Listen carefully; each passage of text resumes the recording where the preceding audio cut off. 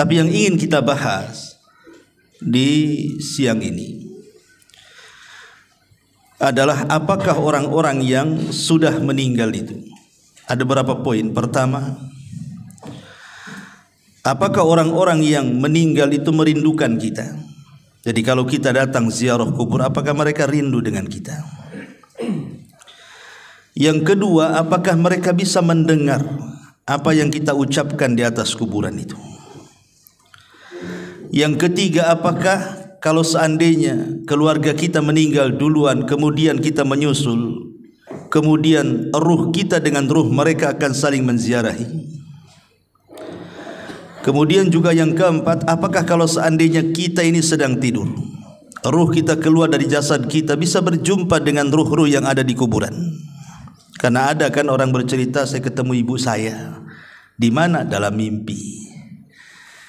Apakah mungkin ruh seseorang yang sedang tidur berjumpa dengan ruh yang sudah meninggal, kemudian berjumpa?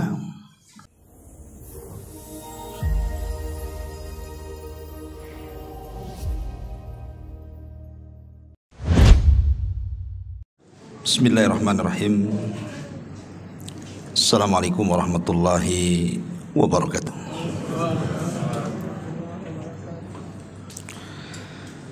Alhamdulillah wassalatu wassalamu ala Rasulillah wa ala alihi wa sahbihi wa mawalah wa la hawla wa la quwata illa billahi wa ba'du. Alhamdulillah, segala puja dan puji hanya milik Allah subhanahu wa ta'ala. Salawat dan juga salam kita hadiahkan kepada Rasul kita Nabi besar Muhammad sallallahu alaihi wa ala alihi wasallam. Pembahasan di siang ini sebagaimana yang diminta, kita akan membahas tentang seputar lika-liku kehidupan alam barzakh.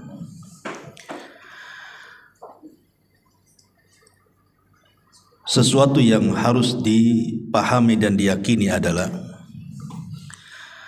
kullu nafsin dha'iqatul maut. Setiap jiwa itu pasti mengalami dan disentuh dengan kematian, siapapun dia. Tidak orang baiknya, tidak orang jahatnya, tidak para nabi, tidak pula orang-orang sombong, semua tersentuh dengan kematian. Hatta Namrud sekalipun yang mengatakan di hadapan Ibrahim, ana uhyi wa umit. Kata Namrud, saya bisa menghidupkan dan bisa mematikan. Pertanyaannya, di mana Namrud sekarang? Yang katanya dia bisa menghidupkan dan mematikan, mati juga dia. Artinya tidak ada yang selamat dari kematian. Sehingga Allah subhanahu wa ta'ala sampai mengatakan, aynama takunu yudrikumul mautu walau kuntum fi burujim musayyada. Dimanapun kalian berada, kematian itu pasti mengejar kalian, walaupun kalian di balik benteng yang sangat kokoh sekalipun. Artinya tidak ada manusia yang selamat dari kematian. Dan kematian itu satu,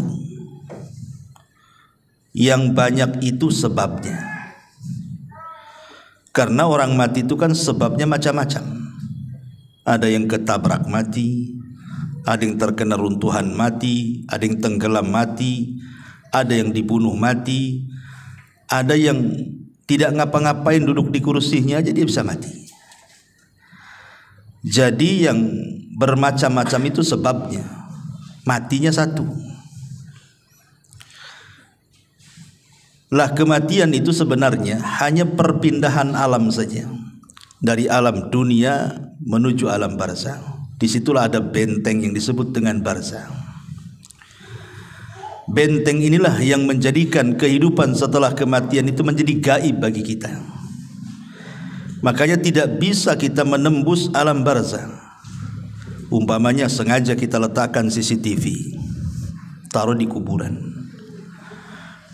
kemudian kita sambungkan di handphone kita atau mungkin di laptop kita. Kemudian kita baca hadis, katanya ada malaikat mungkar dan nakir. Sampai buta mata melihat CCTV itu, nggak akan nampak mungkar nakir itu.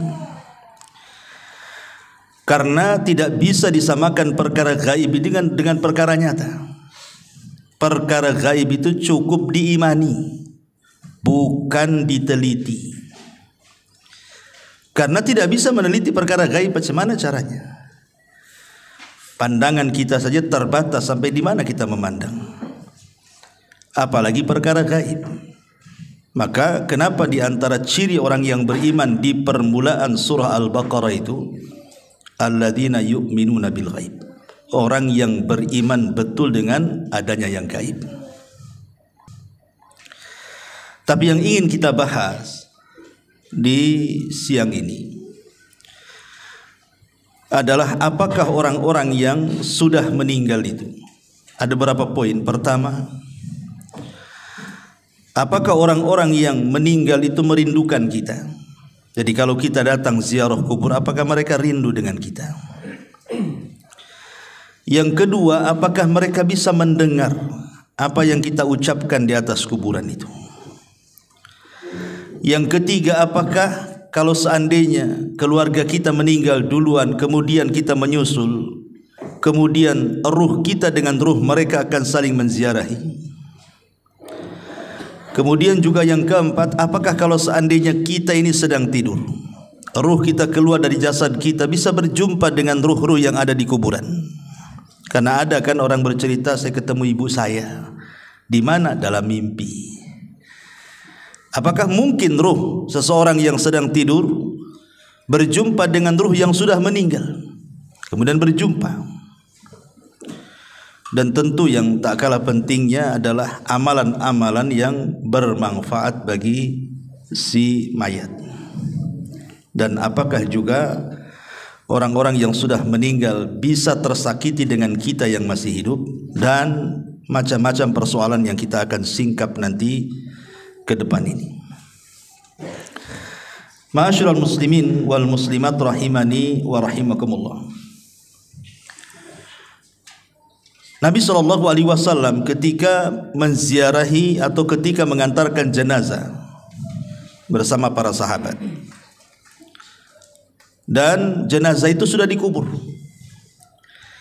apa kata Nabi SAW? Istaghfiru li akhikum fa innahul an yus'al, atau istaghfiru li akhikum wasalu lahu at-tathbit fa innahul an yus'al.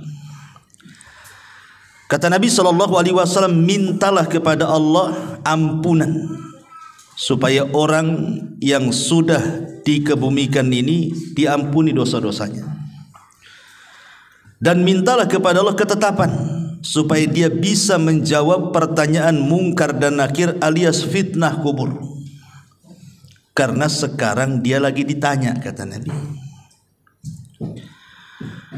Kemudian kalau kita melaksanakan sholat jenazah, kita tahu bahwa rangkaian sholat jenazah itu ada 4 kali takbir. Takbir pertama baca Fatihah, kan gitu ya. Kemudian takbir kedua baca sholawat Ibrahimiyah.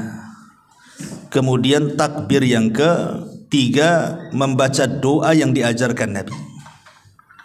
Kemudian takbir yang keempat bisa diam langsung salam, ataupun bisa kita berdoa dengan doa yang warid dari Al-Quran, seperti Rabbana atina fid dunya hasanah, atau doa-doa yang lainnya. Tetapi yang ingin saya bahas adalah pada takbir yang ketiga, Nabi SAW mengajarkan kepada kita doa-doa yang disunahkan untuk dibaca. Salah satunya adalah Allahumma gfir lahu warhamhu wa'afihi wa'fu anhu wa akrim nuzulahu wa wasi' madkhalahu, dan seterusnya. Ya Allah, ampuni orang ini yang sudah mati, Ya Allah rahmati orang ini, ya Allah maafkan orang ini, ya Allah muliakan kedudukannya, ya Allah luaskan kuburannya, dan begitu seterusnya. Dari dua riwayat ini bisa kita simpulkan bahwa kewajiban kita apabila sedang mengantarkan jenazah dan jenazah itu sudah dikubur, maka ada 3 doa yang dianjurkan seorang muslim dibaca sebelum pulang dari kuburan.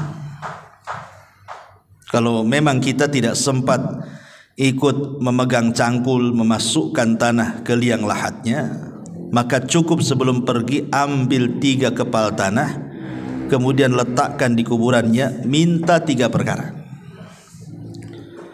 Pertama, mintakan ampun kepada Allah. Dan ini berlaku kepada setiap yang ziarah kubur, tidak mesti yang mengantarkan jenazah saja. Pamannya kita ziarah kubur kapan saja. Bagi laki-laki kan sunnah, ziarah kubur itu kapan saja. Tapi bagi perempuan tidak disunnahkan kecuali sekali-kali. Karena Rasulullah SAW melaknat wanita-wanita yang sering ziarah kubur. Tapi kalau sekali-kali boleh. Imam yang mengantarkan jenazah atau yang berziarah kubur, jangan lepaskan 3 doa ini. Pertama, minta ampun kepada Allah agar orang yang dikubur itu diampuni dosa-dosanya. Berdasarkan hadis istaghfiru li akhikum, mintakan doa ampunan untuk saudaramu. Yang kedua, minta kepada Allah Subhanahu wa taala agar orang yang dikubur itu ditetapkan jawabannya. Karena ada hadis yang panjang sekali dari hadis Bara bin Azib radhiyallahu anhu. Ketika Nabi SAW menunggu liang lahat selesai digali, Rasul bercerita di hadapan para sahabat tentang kematian seorang mukmin. Bagaimana ruhnya ketika dicabut dari jasadnya. Salah satu lafaz dari hadis itu, ketika ruh itu sudah diangkat ke langit dengan catatan amalannya, Allah katakan kembalikan ruh ke dalam jasadnya, tapi angkatlah catatannya ke tempat yang paling tinggi di Iliyin, di sorga. Maka ruh itu dihantar dengan lembut, dimasukkan lagi ke dalam jasad. Ingat bahwa jasad dalam kubur itu mengikut ruh. Tapi kalau di dunia terbalik, ruh yang ikut jasad. Karena jasad dulu diciptakan di dunia itu, baru ditiupkan ruh itu setelah jasad berusia 4 bulan kan, baru ditiupkan ruh. Berarti kalau kita hidup di dunia, yang asal itu jasad dulu, baru ruh yang ikut, karena jasadnya diciptakan. Tapi kalau sudah meninggal terbalik, jasad ini bisa jadi tanah, bisa hancur jadi tanah, dimakan cacing tanah. Tapi ruh tidak akan hancur. Berarti bukan ruh yang ikut jasad, tapi jasad yang ikut ruh. Makanya kemudian jasad itu akan ikut ruh, dan disitulah Munkar Nakir bertanya, man rabbuk, siapa Rabb, wa ma nabiyuk, siapa nabimu, wa ma dinuk, apa agamamu. Artinya 3 soalan ini akan ditanyakan. Jawabannya bukan apa yang kita hafal di dunia. Kalau anda sekarang saya tanya, siapa Tuhanmu? Pasti dengan lantang Allah, Ustaz. Siapa nabimu? Dengan lantang Muhammad, Ustaz. Apa agamamu? Ya Islam lah. Masa Katolik kan gitu? Pasti lantang kita. Tapi apakah kemudian setelah kita dikubur kita sanggup menjawab? Belum tentu. Karena jawaban-jawaban itu ditentukan dengan amalan dia. Apakah dia sudah mengamalkan perintah larangan Allah, mencintai Nabi, betul-betul mempelajari Islam kan itu. Makanya di sini dihajatkan bantuan dari kita yang masih hidup. Berdoa kepada Allah agar dia bisa ditetapkan jawabannya. Karena penetapan jawaban itulah yang Allah katakan, yutsabbitullahu alladhina amanu bil qauli tsabit. Allah akan tetapkan jawaban orang-orang yang beriman dengan jawaban yang mantap. Itulah yang menjadikan selamat orang itu dari azab kubur. Karena Utsman ibn Affan kalau diingatkan dengan kuburan menangis. Tapi kalau diingatkan dengan neraka santai saja dia. Padahal neraka lebih dahsyat dibandingkan azab kubur kan. Ketika ditanya wa mayubkika ya Utsman, apa yang membuat anda menangis wahai Utsman? Maka Utsman mengatakan wailakum, celaka kalian. Kuburan ini bisa saja dia raudhatun min riyadil jannah au hufratun min hufarin nar. Ingat, kuburan ini bisa jadi taman menuju taman-taman sorga, atau boleh jadi menjadi lubang menuju ke lubang neraka. Artinya menentukan selamat di akhirat, keselamatan di kuburan. Kalau selamat di kuburan, insya Allah kesananya mudah. Kalau tidak selamat di kuburan, maka dipastikan kesananya lebih sulit lagi. Makanya sebab itulah kita dianjurkan minta kepada Allah agar orang yang dikubur itu dimantapkan jawabannya. Ini yang kedua. Kemudian yang ketiga, berdasarkan doa dalam salat jenazah tadi, minta kepada Allah agar Allah merahmati. Minta kepada Allah satu, agar dosanya diampuni. Minta kepada Allah yang kedua, agar dia dimantapkan jawabannya. Minta kepada Allah yang ketiga, agar Allah memberikan kasih sayangnya. Sehingga dengan kasih sayang Allah itulah Allah akan mengampuni dosanya dan Allah akan memantapkan jawabannya. 3 soalan ini. Kapanpun antum ziarah kubur, minta 3 soalan ini, 3 doa ini. Ya, datang ke kuburan, kemudian ucapkan salam, kemudian mendekat kuburan, dan jangan bakhil, jangan datang ke kuburan itu mendoakan orang yang dikubur itu saja. Pamannya kita menziarahi orang tua kita yang sudah meninggal, jangan difokuskan kepada orang tua kita saja, tapi doakan juga orang-orang Islam yang dikubur di sekitarnya. Makanya ada doa yang diajarkan Al-Quran, Rabbana ighfir lana wa li ikhwanina alladhina sabaquna bil iman. Ya Allah, ampuni akan dosa-dosa saudara-saudara kami yang sudah mendahului kami dengan keimanan. Apa manfaatnya? Kenapa kita tidak fokus saja mendoakan orang tua kita? Kan memang tujuan kita kan menziarah orang tua kita. Kenapa pula yang lainnya kita doakan? Sebab kalau kita mendoakan orang muslim yang dikubur, umpamanya orang muslim ini mungkin ada 1000 kuburan di kuburan kaum muslimin di situ, berarti kita akan mendapatkan pahala 1000 orang yang kita doakan. Itu kalau di kuburan itu ada 1000 kuburan tuh. Kalau 2000 kuburan, berapa banyak kita akan dapat? Kalau seandainya kemudian kita mendoakan bukan hanya kepada yang sudah meninggal, yang hidup pun kita doakan. Allahumma ighfir li hayyina wa mayyitina, atau Allahumma ighfir lil muslimina wal muslimat wal mu'minina wal mu'minat al ahya'i minhum wal amwat, umpamanya.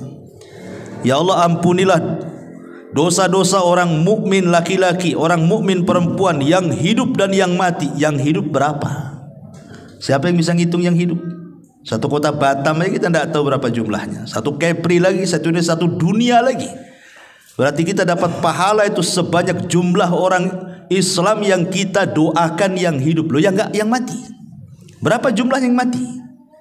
Itu manfaatnya kita mendoakan orang-orang yang beriman di sekitarnya itu, supaya kita dapat pahala juga. Itu masalahnya.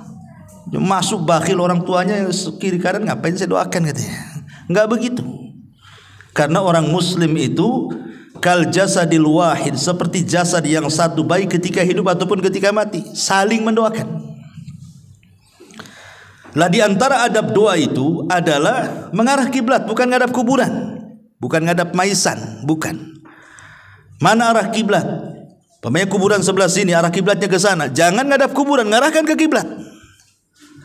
Ya, karena adab doa itu harus mengarah ke kiblat. Walaupun ada khilaf di antara ulama apakah kiblat doa itu ke langit, maknanya kita negakkan ke atas begini, ataukah ke arah kiblat yang dimaksud Ka'bah. Ini memang jadi khilaf ulama. Tapi menghadap kuburan tidak boleh, karena kuburan bukan kiblat. Ya, kiblat itu ke Mekah atau ke langit gitu ya. Baru di situ kita meminta kepada Allah Azza wa Jalla, ya Allah, kalau memang dia orang tua kita, kita katakan, ya Allah, ampuni kedua orang tua saya. Ya Allah, tetapkan jawaban kedua orang tua saya. Ya Allah, berikan rahmat kepada orang tua saya. Dah selesai. Habis itu kita doakan saudara-saudara kita. Ya Allah, ampuni saya, orang tua saya, dan orang-orang Islam dimanapun, baik yang hidup ataupun yang mati di sini atau di mana saja di dunia ini. Itu berapa banyak kita ini pulang dari kuburan dapat pahala tuh. Ini adab yang pertama ya, bahwa kita disuruh untuk mendoakan mereka. Yang kedua, apakah orang-orang itu merindukan kita? Pemain kita ziarah kubur kepada kedua orang tua kita. Apakah kedua orang tua kita itu rindu dengan kita? Senang kalau melihat kita di situ. Ini terjadi silang pendapat di antara ulama kontemporer atau ulama mutaqaddimun. Kalau saya mendengar fatwa daripada Syekh Shalih Fauzan, saya lihat di YouTube, ketika ditanya apakah orang yang datang ziarah kubur, ketika datang kita ke kuburan itu, orang-orang yang dikubur itu senang dengan kedatangan anaknya ketika menziarahi orang tuanya, maka kata beliau, iya, senang mereka dengan kedatangan kita. Tetapi senang di sini bukan menatap wajah kita, oh nampak sehat anaknya, alhamdulillah, bukan itu maksudnya. Yang dimaksud senang itu karena mereka menanti doa-doa kita. Jadi mereka itu menanti doa-doa kita, bukan karena ziarah kuburnya. Karena ziarah kubur itu manfaatnya bukan kepada orang yang mati, tapi ziarah kubur itu manfaatnya kepada orang yang hidup. Pada kita ini, kalau antum ziarah kubur, ibu bapak ziarah kubur itu manfaatnya untuk kita. Apa manfaatnya untuk kita? Nabi SAW bersabda, kuntu nahaitukum an ziyaratil kubur fazuruha fa innaha tudzakkirukumul akhirah. Dulu kata Rasul, aku larang kalian ziarah kubur. Sekarang boleh. Silahkan ziarah kubur setelah mantap iman para sahabat, karena di zaman itu kan kuburan jadi ajang maksiat, baik kesyirikan ataupun bid'ah. Makanya Rasul melarang, takut para sahabat terseret kepada maksiat. Tapi setelah kokoh keimanan para sahabat, Rasul mengatakan fazuruha, sekarang kalian ziarah kubur silahkan. Manfaatnya apa? Fa innaha tudzakirukumul akhirah, supaya kalian mengingat akhirat, mengingat kematian, dan dilembutkan hati kita di situ. Ingat bahwa dengan mengingat akhirat, mengingat kematian, maka perkara-perkara besar di mata kita menjadi kecil, dan perkara-perkara kecil menjadi besar. Apa maknanya? Kenapa mengingat kematian atau mengingat akhirat itu menjadikan perkara besar jadi kecil? Sebab kalau seandainya Anda ini orang paling kaya, sakaya-kayanya di Batam ini, punya istana, punya tanah, punya kendaraan macam-macam lah, nggak ada orang yang lebih kaya dibandingkan Anda ini. Ketika kemudian datang ke kuburan, melihat kuburan, kemudian berpikir saya juga akan mati seperti dia, apa gunanya kekayaan kalau begitu? Kekayaan apa gunanya? Hidup di istana kalau ingat mati, apa gunanya istana? Mau ditinggal juga. Akhirnya kemudian dia pun tidak menganggap itu perkara besar, karena akan ditinggal dengan kematian kan. Itulah kenapa mengingat kematian itu mengecilkan yang besar ataupun membesarkan yang kecil. Pamannya dia orang susah, tidak sekaya orang-orang kaya. Dengan mengingat kematian itu perkara kecil jadi besar. Nggak apa-apa, hidup di dunia kan nggak lama, nanti ada kehidupan yang lebih baik, yang lebih hebat, yang lebih megah, itulah sorga. Akhirnya dia tidak memikirkan kemiskinannya. Dari situ muncullah redha dengan pemberian Allah. Ujung-ujungnya ke situ. Dan puncaknya adalah memahami hadis Nabi SAW, man asbaha aminan fi syirbihi mu'afan fi jasadihi walahu qutu yaumihi faka'annama hizat lahu dunya bihadafiriha, kata Rasul. Orang kalau sudah mengingat kematian, walaupun dia susah hidupnya, yang penting ketika bangun di pagi hari aman keluarganya, gak ada yang menyakiti, sehat badannya, gak ada penyakit yang menimpanya, adalah makanan yang dimakan untuk hari itu seolah-olah sudah menggenggam dunia dengan segala isinya. Karena manusia itu di dunia cari apa kalau nggak 3 perkara ini kan? Pertama, aman. Orang itu pengen aman, suami pengen aman dari istri, istri pengen aman dari suami.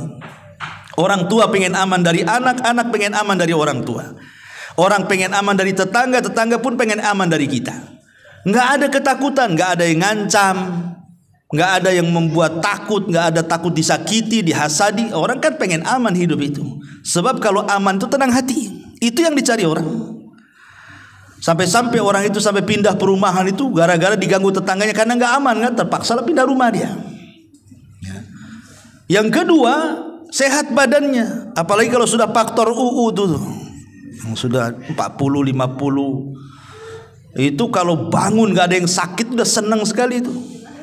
Tapi kalau bangun pinggang sakit, kaki asam urat, itu stres tuh. Ya, kolesterol naik, stres orang itu. Ya. Kemudian juga ada yang dimakan, nggak pusing, yang dimakan sudah ada, yang diminum ada. Apa yang dicari orang itu kan cuma 3 perkara. Sebab satu lolos dari 3 perkara ini nggak aman hidup itu. Contoh mamanya, badan sehat, ya kan? Tapi nggak aman. Istri disakiti suami, suami disakiti istri, nggak kerasan hidup itu. Walaupun sehat badannya. Ataupun mungkin oke lah dia harmonis rumah tangganya, anak-anaknya baik-baik, tetangganya oke-oke. Stroke pula lah dia, stres juga. Ya. Oke lah sehat badannya, aman semuanya, tak ada yang dimakan pula dia, stres juga hidup itu. Nah kalau 3-tiganya sudah ada, tenang hidup di dunia tuh. Itulah yang dikatakan menggenggam dunia, itulah karena 3 perkara ini yang dicari manusia. Makanya kemudian kalau orang ingat mati itu, perkara besar menjadi kecil, perkara kecil menjadi besar. Karena berujung dari mengingat kematian berakhir dengan redho, dengan pemberian. Awalnya ingat mati, ujungnya apa? Redho dengan pemberian. Kita akan mati juga, mengapain juga sibuk-sibuk. Tenang jadinya hati. Itulah tujuan ziarah kubur itu. Makanya ini bapak-bapak ini kalau sudah kasih mak-maknya ajak shopping, belokkan aja ke Tamiang tuh. Ya, ajak yuk kita ke Top Cepe Batu Aji, tapi ngarahnya ke kuburan Tamiang. Ini bu, Top Cepenya ada di sini. Gitu. Mau mati atau mau hidup kan itu. Supaya lembutlah hati itu. Jangan asih dunia terus. Jadi ziarah kubur itu manfaatnya untuk siapa? Untuk kita yang berziarah, bukan untuk orang mati. Orang mati itu bermanfaat kalau kita berdoa. Doanya itu yang manfaat. Itulah yang membuat penghuni kubur senang dengan kedatangan kita maksudnya. Ini satu pendapat ya.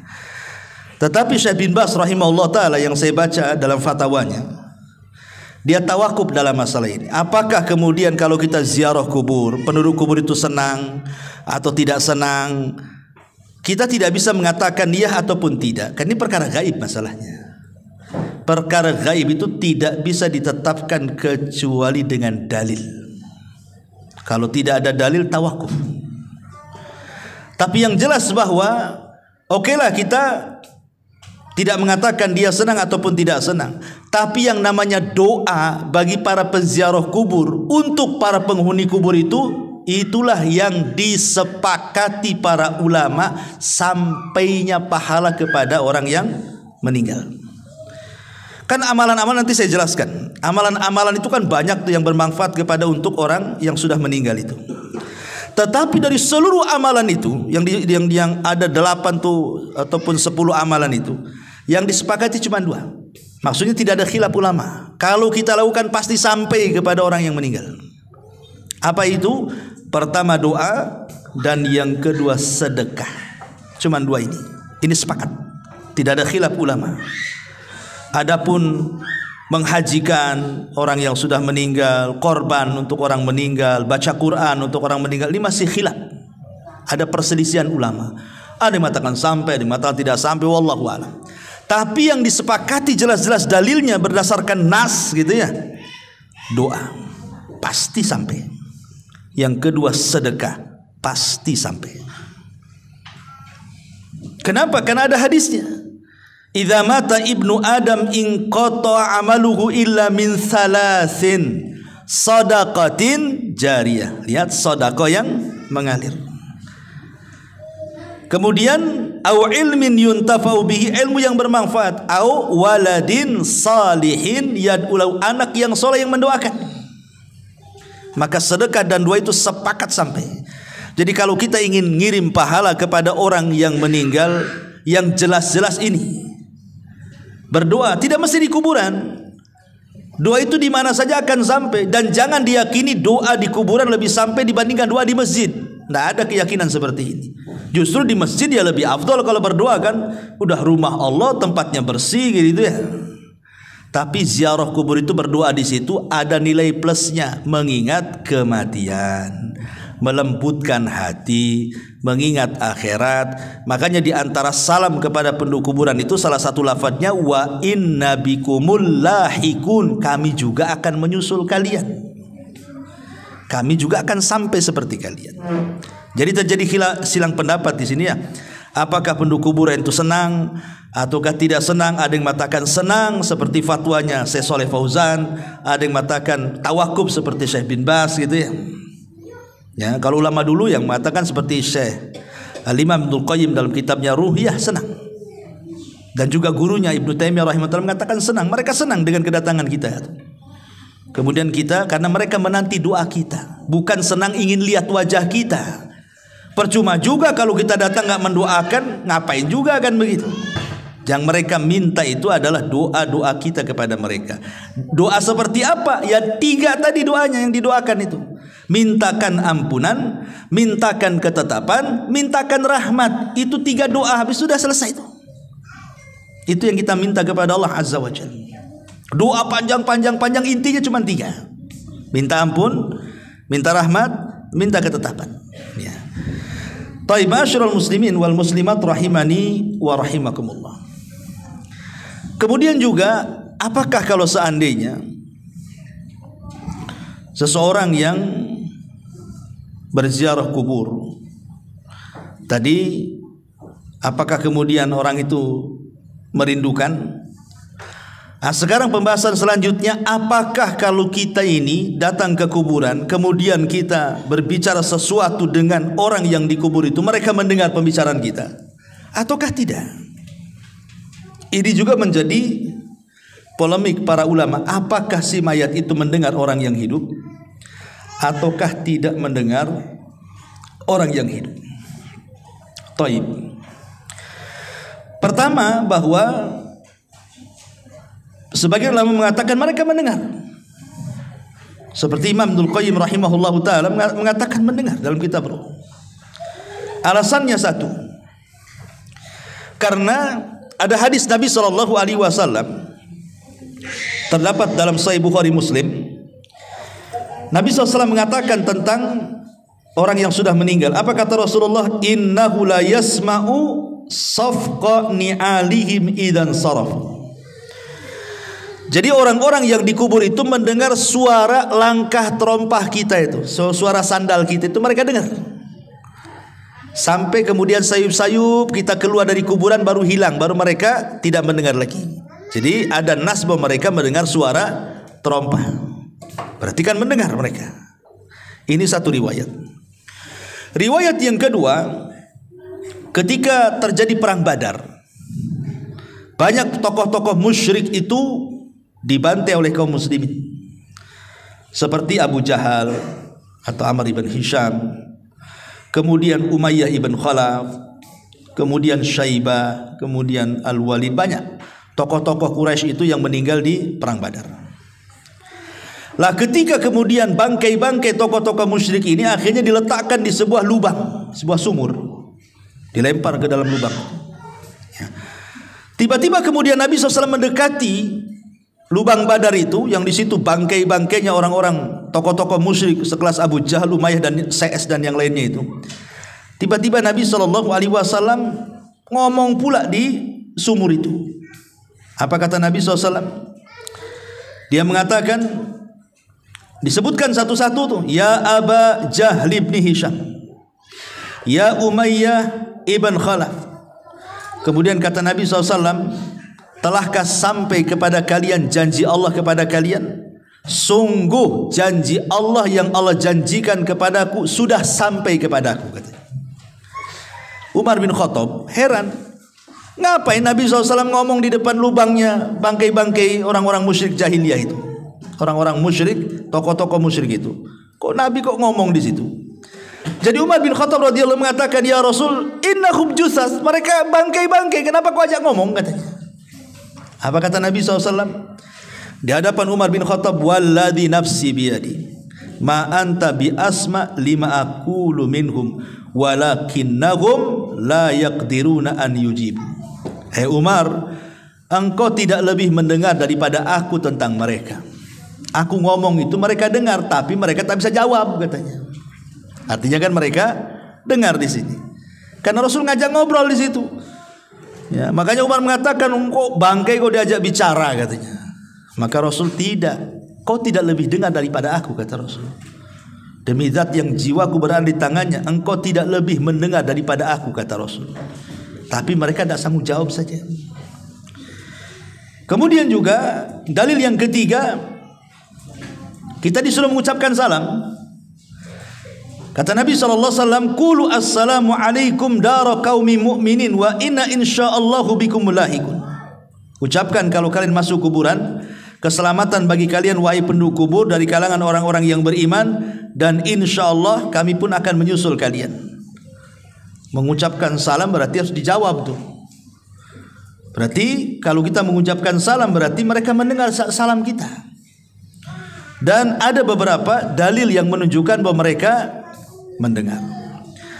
Tapi bagi kelompok yang mengatakan tidak, mereka tidak dengar, mereka berdalil dengan surah Fatir ayat 22. Allah Subhanahu wa taala mengatakan, "Wa ma anta bimusmi'in man fil kubur." Hei Muhammad, engkau tidak bisa memperdengarkan orang-orang yang di kuburan itu. Ini Quran mengatakan engkau tidak bisa memperdengarkan orang-orang yang di kuburan, surah Fatir 22 itu. Dan Allah juga mengatakan, innaka la tusmi'ul maut, engkau tidak bisa memperdengarkan orang yang sudah mati.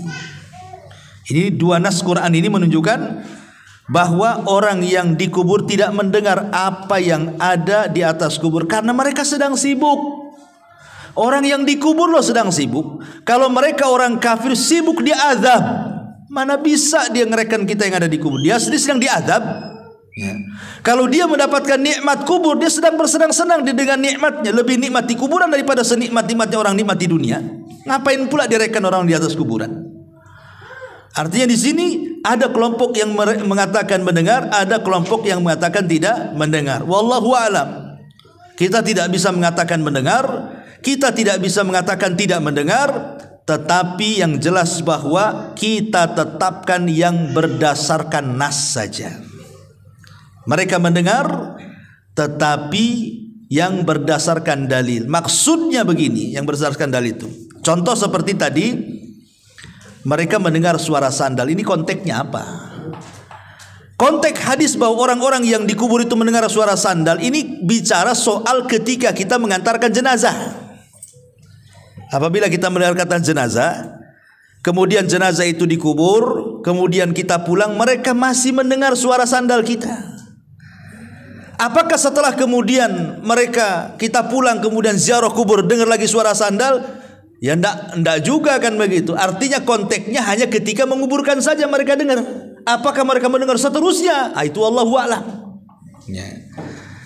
Ataupun ketika kita mengantarkan jenazah dari rumah menuju kuburan. Kalau dia orang yang beriman, maka dia mengatakan kepada orang pengantar-pengantar itu, mengatakan apa? Segerakan aku, qaddimuni. Nah, kan?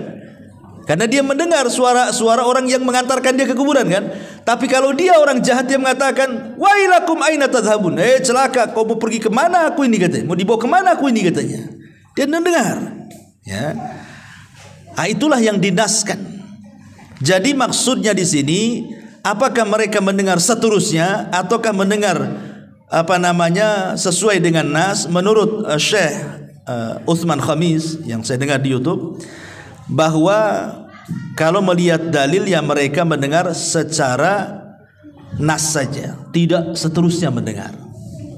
Ya, walaupun kita tidak menafikan ada yang berpendapat mendengar terus, kalau kita datang dan kita bicara mereka tahu. Ada yang mengatakan sama sekali tidak mendengar.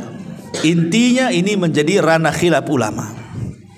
Ya, tapi yang selamat adalah kita tidak mengatakan mendengar, ya kita juga tidak mengatakan tidak mendengar. Kita ikut dalil saja. Wallahu a'lam. Ini perkara yang kedua. Yang ketiga, apakah orang yang tidur kemudian bangun cerita dia, saya tadi mimpi ketemu ibu saya. Kan ada yang gitu tuh ya. Ketemu ayah saya, ngajak ke pasar beli soto namanya kan. Tapi dalam mimpi. Mungkin gak ruh itu, ruh kita yang sedang tidur berjumpa dengan ruh yang sudah meninggal itu? Mungkin gak gitu pertanyaannya di sini. Maka dijelaskan oleh para ulama, lam yathbut fi hadza syai'un. Ini saya menukilkan perkataan Syekh bin Baz ya. Memang tidak ada dalil sama sekali tentang hal ini, bahwa ruh orang yang tidur bisa berjumpa dengan ruh orang yang sudah meninggal. Tetapi kata Syekh bin Baz, innama dzakara ba'du ahli ilmi annal arwaha fin naumi qad taltaqiya bi arwahil amwat. Tapi kata Syekh bin Baz, secara dalil memang tidak ada. Saya belum mendapatkannya kata beliau. Tetapi ternukilkan dari kalangan ahli ilmi, maksudnya kalangan ulama, bahwa ruh-ruhnya orang yang tidur itu bisa berjumpa dengan ruh-ruhnya orang yang sudah meninggal. Wa hadza qad yaqau fi ba'dil ahyan, dan ini kata beliau terkadang bisa terjadi pada tempo-tempo tertentu. Ma yadullu alaihi, apa yang menunjukkan kepada peristiwa itu. Fa inna ruha indallah, karena ruh itu di sisi Allah. Faruhul mu'min fil jannati wa ruhul kafir tu'adzab, karena ruhnya orang mukmin di sorga dan ruhnya orang kafir sedang diadab. Lakin qad arsala hadhihi ruh ilal badan lis salami ala man yusallim alal kubur. Tetapi ruh ini terkadang dimasukkan lagi ke dalam jasad hanya untuk menjawab salam orang yang sedang berziarah kubur. Jadi kan ruhnya seorang mukmin kan di sorga tuh. Tapi kalau ada orang yang ziarah kubur kemudian mengucapkan salam, ruh itu akan dikembalikan ke dalam jasad hanya untuk menjawab salam kemudian balik lagi ke surga, gitu maksudnya. Ada yang seperti itu dalil penetapannya. Tapi kalau dalil apakah ruh orang yang sedang tidur berjumpa dengan ruh orang yang mati, secara dalil tidak diketemukan. Tetapi ijtihad para ulama, ya, ada yang mengatakan bisa saja. Buktinya banyak cerita yang seperti itu. Banyak bercerita orang-orang yang ketemu dengan ibunya, ketemu dalam mimpi, ketemu dengan bapaknya di dalam mimpi kan. Kadang-kadang ada yang bercerita seperti itu. Sehingga secara kenyataan tidak ada. Itu maksudnya. Ya. Makanya beliau mengatakan, lakin laisa fil ahadis as-sahihati fi ma na'lam ma yadullu ala anna hadhil arwah tatalaqa. Tetapi tidak ada hadis-hadis yang sahih sepengetahuan kami, kata beliau, yang menunjukkan bahwa ada ruh bisa berjumpa, maksudnya ruh orang tidur bisa berjumpa dengan ruh orang yang meninggal. Wallahu alam ya. Tapi kalau kita melihat pendapat Imam Ibnul Qayyim yang disebutkan dalam kitab Ruh, dzakara syai'an katsiran fi hadzal ma'na. Beliau menyebutkan panjang lebar tentang masalah seperti ini, dan beliau di antara ulama yang berijtihad memungkinkan ruhnya orang yang tidur berjumpa dengan ruhnya orang yang sudah meninggal. Wallahu a'lam. Ya, ini kalau sesama ruh, yang satu di dunia, satu di kubur. Sekarang yang sama-sama di kubur. Orang tua kita meninggal, kemudian kita meninggal. Apakah ruh kita akan berjumpa, saling berziarahi satu dengan yang lainnya? Ada sebuah hadis Nabi SAW bersabda, idza hudiral mu'minu atatkum fayaquluna ukhruji radiyatan mardiyah anki ila rauhillahi wa raihani wa rabbin ghairi ghadban fatakhruju ka'atiya birihil miski hatta innahu la yunawiluhu ba'duhum ba'da hatta ya'tuna bihi babas sama fayaqulun ma atyaba hadhihi rih allati ja'atkum minal ardi fayatuna bihi arwahal mu'minin falahum ashaddu farahan bihi min ahadikum bighaibihi yakdamu alaihi fayas'alunahu madza fa'ala fulan fayaquluna da'uhu fa innahu kana fi gham. Apabila seorang mukmin telah mendekati ajalnya, para malaikat rahmat datang menemuinya dengan membawa sutra putih. Mereka berkata, keluarkan ruh dengan redha dan diridhai Allah menuju rahmat Allah, baunya harum dan Rabb yang tidak pernah murka. Lalu ia keluar dengan bau misik yang paling harum, sehingga sebagian mereka berebut dengan sebagian yang lainnya, maksudnya para malaikat, untuk mendapatkannya. Kemudian mereka membawa hingga pintu langit. Penduduk langit berkata, alangkah harumnya bau yang kalian bawa ini dari bumi, ini ruhnya siapa? Lalu mereka datang dengannya menemui ruh kaum mukminin. Mulai di sini syahidnya nih. Nah, kemudian ruh ini yang baru datang menemui ruhnya kaum mukmin yang sudah meninggal sebelumnya. Mereka kemudian bergembira. Jadi ruh-ruh yang sudah meninggal sebelumnya, mereka bergembira dengan kedatangan tamu yang baru tuh. Kemudian salah seorang ruh yang sudah lama meninggal, mereka pun berjumpa. Seolah-olah mereka lama tidak berjumpa, kemudian berjumpa dan mereka merasa senang. Lalu mereka bertanya kepada ruh yang baru datang ini, apa yang telah dilakukan oleh si fulan yang masih hidup itu? Maka ruh-ruh yang lainnya berkata, jangan ganggu dulu, biarkanlah ia, karena dahulu ia terlena dengan kehidupan dunia, dan begitu seterusnya. Artinya di sini mereka saling berjumpa kan? Ya, dalam hadis ini mereka saling berjumpa. Hadis ini memang dikeluarkan Imam Nasai dan hadis ini disahihkan oleh Syekh Nasiruddin Al-Albani rahimahullah taala.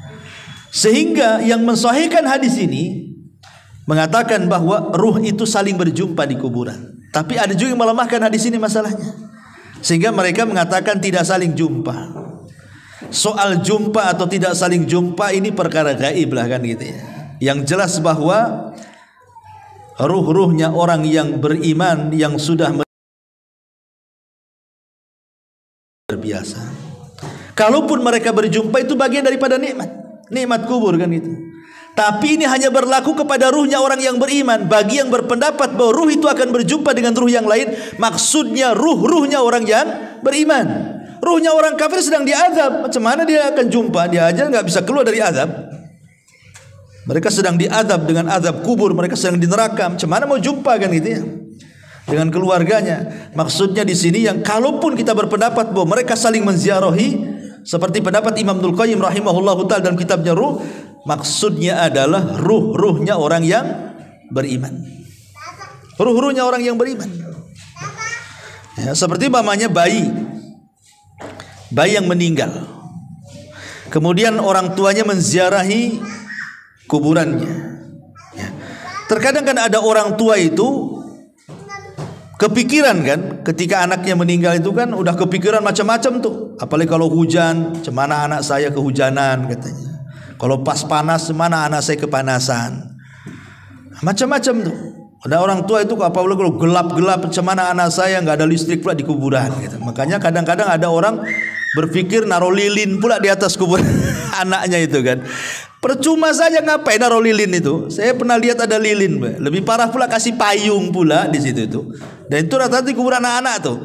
Ada lilin, ada payung. Ya mungkin karena orang tua kepikiran, cemana kalau malam gelap taruh lilin, cemana kalau kehujanan kasih payung, supaya nggak kehujanan, nggak kepanasan. Nggak ada guna.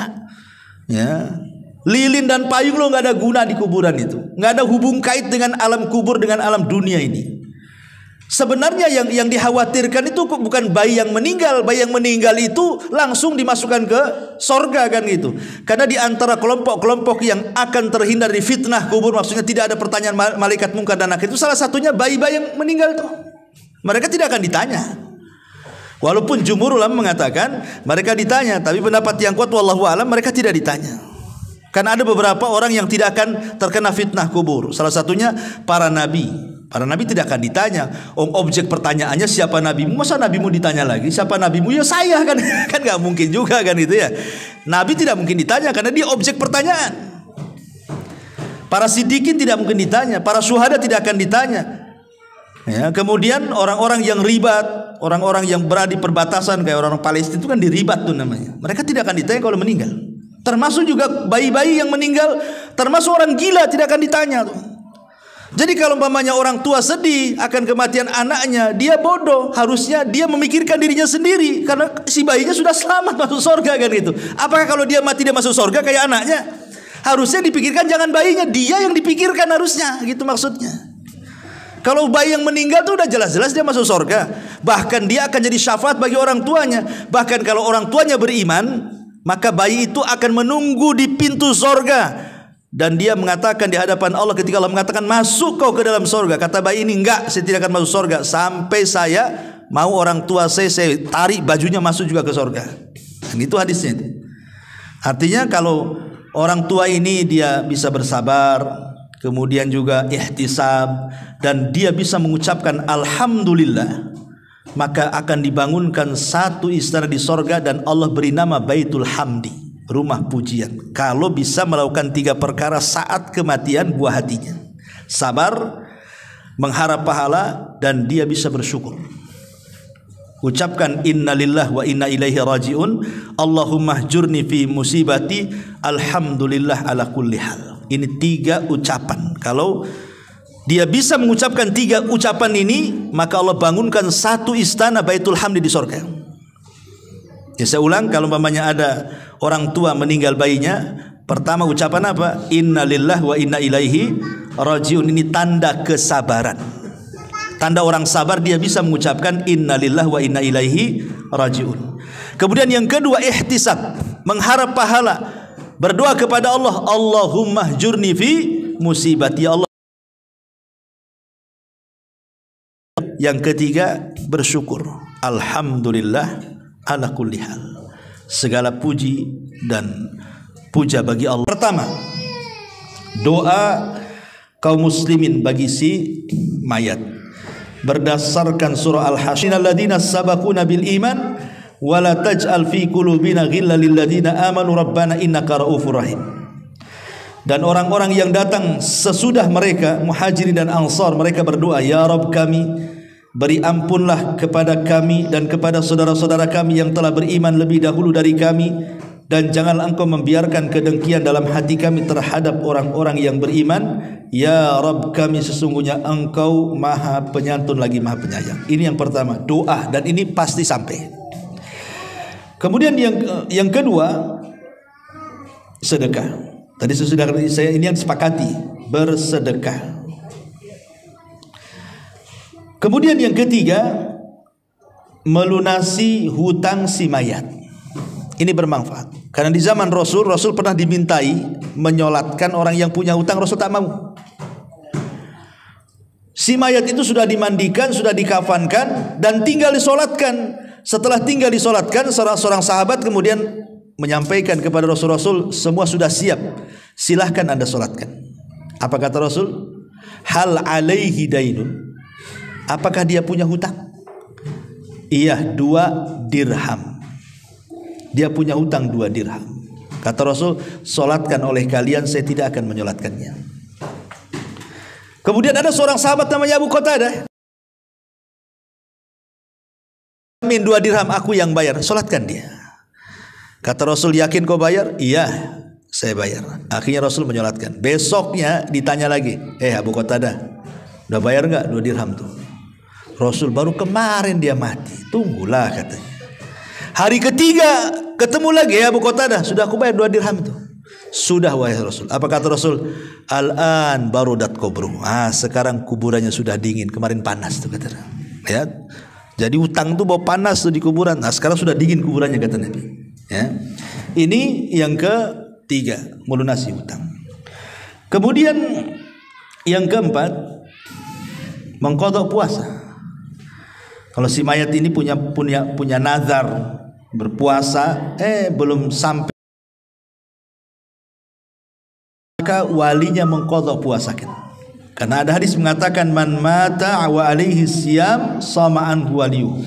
Siapa yang mati dalam kondisi dia sedang melaksanakan puasa wajib, maka yang mempuasakanlah walinya.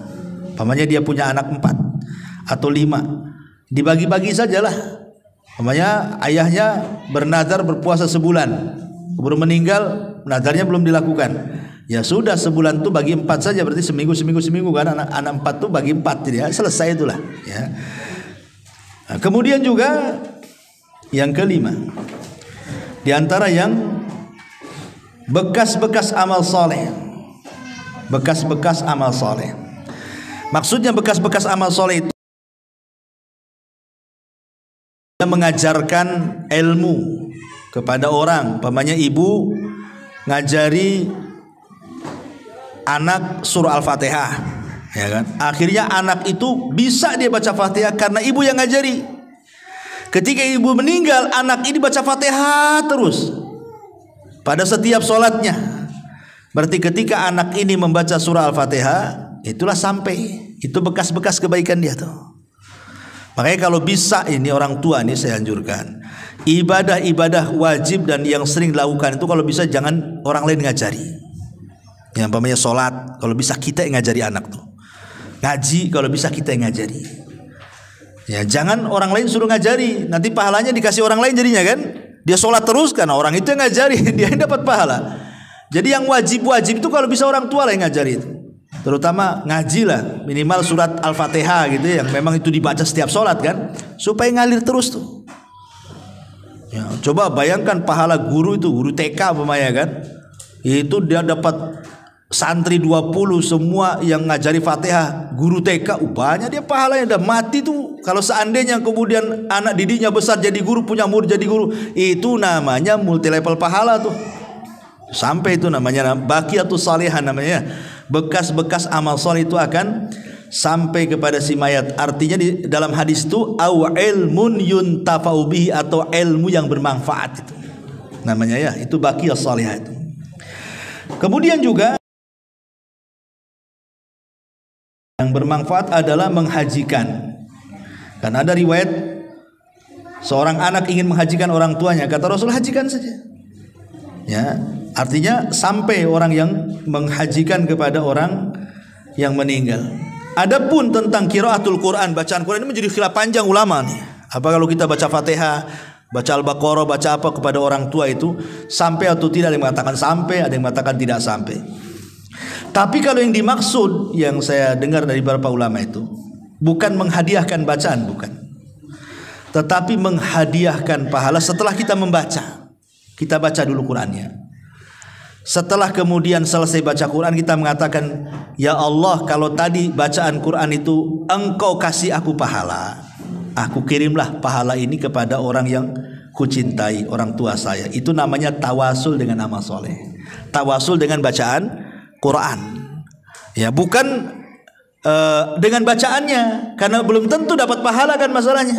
Apalagi orang-orang yang manggil orang pamannya nih, baca Quran di rumah untuk orang mati. Pertanyaannya, apakah orang yang Anda panggil membaca Quran itu dia dapat pahala atau tidak? Bisa saja nggak dapat pahala, karena tujuan orang yang dipanggil itu jangan-jangan hanya ingin dapat duit saja kan. Saya disuruh ke sana untuk baca Quran, pikiran dia saya digaji di situ. Orang baca Quran digaji nggak dapat pahala, kalau nggak dapat pahala apa yang mau disampaikan? Makanya kemudian kalaupun harus mengirim bacaan Quran itu maksudnya bertawasul dengan bacaan Quran, dengan amalan baik tadi. Setelah baca Quran, ya Allah, kalau seandainya ini ada pahalanya, aku kirimkanlah kan itu. Seperti ada seorang ulama namanya Rabi' bin Khaitham. Rabi' bin Khaitham itu kalau dari rumah ke masjid itu pandangannya selalu melihat ke bawah. Kalau ada paku, ada beling, ada jarum, ada lidi, ada pokoknya kalau ganggu-ganggu orang lah itu, maka dia ambil pakunya, dia ambil belingnya, kemudian disisihkan ke pinggir jalan. Kemudian dia mengatakan, ya Allah, kalau dengan membuang hal-hal yang membahayakan orang berjalan ini ada pahalanya, maka aku kirim kepada orang tuaku. Itu namanya tawasul dengan amal soleh itu. Nah, jadi nggak apa-apa. Pulang dari sini tengok jalan terus, nampak ada paku turun. Nah, ini kalau bisa mengganggu ini, orang ini bahaya, ini kena paku nih. Ya Allah, kalau ada pahalanya saya kirim kepada orang tua. Jalan lagi nampak ada polisi tidur. Wah, ini bahaya ini. Nah, langsung ambil cangkul. Kan itu. Besoknya lebih tinggi lagi polisi tidur. Intinya bahwa boleh seseorang begitu, tapi kalau yang mengirimkan bacaan, nah itulah yang jadi khilaf ulama, apakah sampai atau tidak ya. Wallahu alam, ini pembahasan panjang masalah ini. Bagaimana kalau seandainya orang tua kita meninggal dunia, kita ingin berbuat baik. Berbuat baik kepada orang tua yang sudah meninggal. Kadang-kadang anak ini baru menyesal ketika orang tua sudah meninggal. Kalau orang tua masih hidup tuh kadang-kadang nggak kepikir berbuat baik. Ya, tapi kalau sudah meninggal barulah kebayang kebaikan orang tua, baru terpikir ingin berbuat baik. Kan salah, harusnya ketika dia hidup kita berbuat baik. Sudah meninggal baru nyesel dia.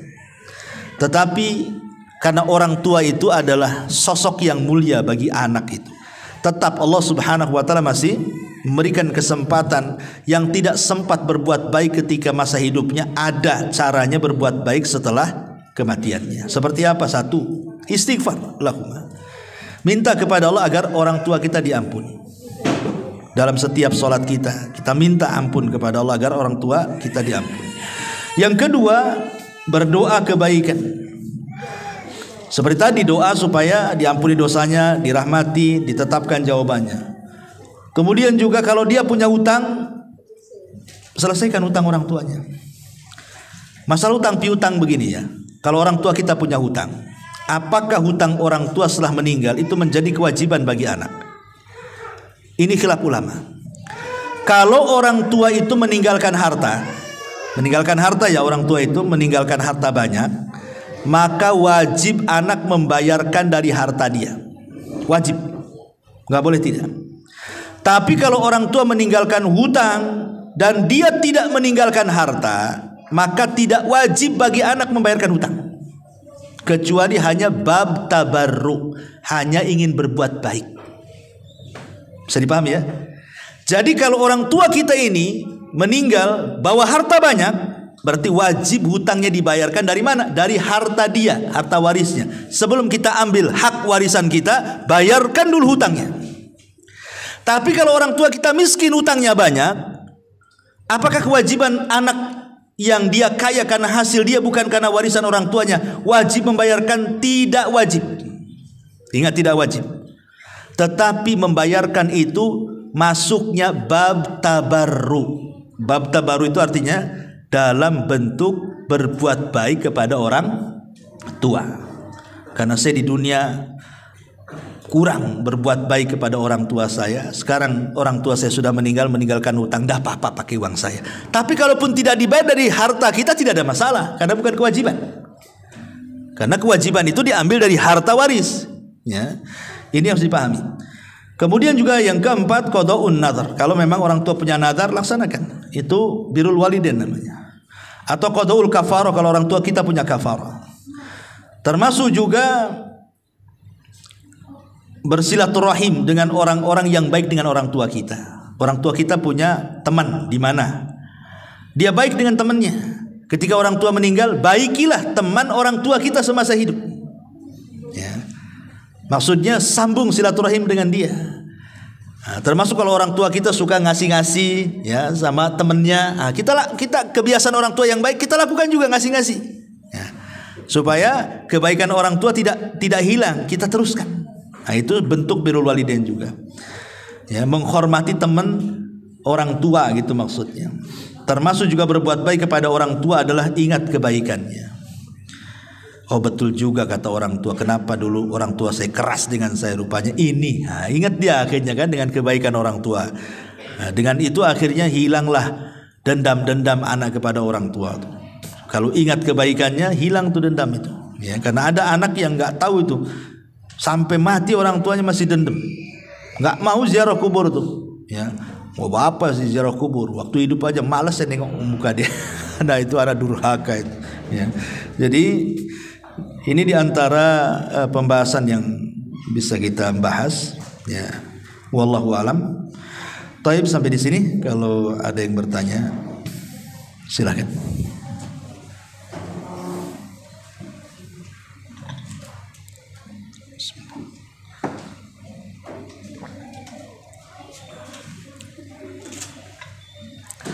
Tak ada. Alhamdulillah. Subhanallah bihamdika, asyhadu an la ilaha illa anta, astaghfiruka wa atubu ilaik. Allahu ta'ala alam. Assalamualaikum warahmatullahi wabarakatuh. Intinya bahwa tolong berakhlak kepada Allah. Membahas tafsir dari surah Al-Imran. Lahirlah Imam Muslim, Abi Dawud, Tirmidzi, Ibnu Hibban. Jadi ketika Yunus alaihi salatu wassalam terkena undian itu,